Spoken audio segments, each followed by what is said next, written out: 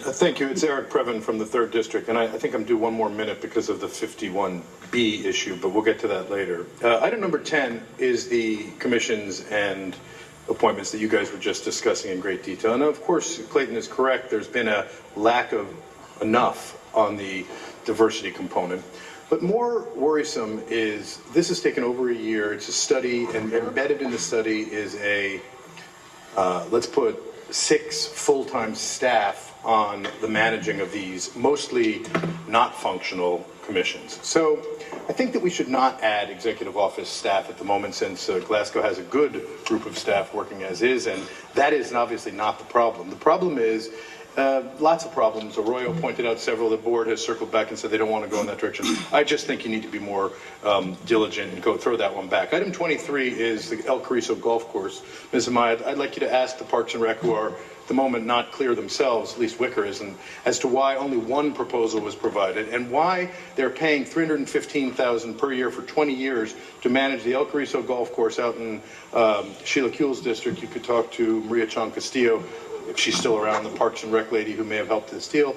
The operator Golf Links, I don't know well. They're from Pico Rivera, but they're not paying their water bill. We're paying, the county's paying the water bill. So this is an even sweeter, sweetheart deal, and there should be more than one proposal. We can't, the public does not feel like it's a fair deal, Janice, with just one offer. You know, this is Hilda Solis will remind you, Wesley Edens and the Fortress brouhaha that wound up on the pages of the New York Times for the county not actually getting it right. So we just need to do a little better job on the diligence piece there.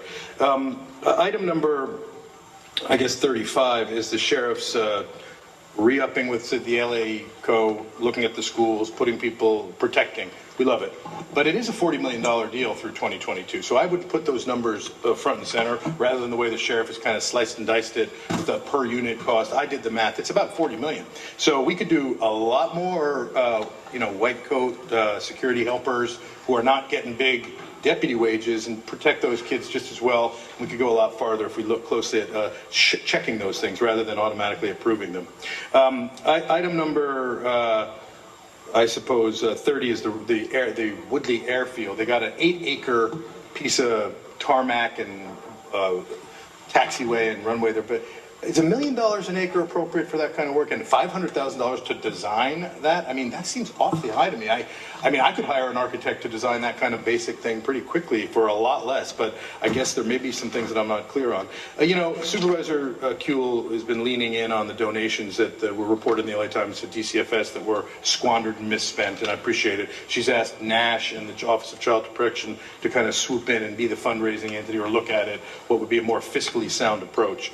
I think we definitely need a more fiscally sound approach, but what about the JOC audit from April 17th, where hundreds of millions of dollars flow through Thank you very much. Your time has expired. Well, I think that we would like somebody to report on that. I hear you. Thank you. Okay, well, I'm glad you hear me. Thank you.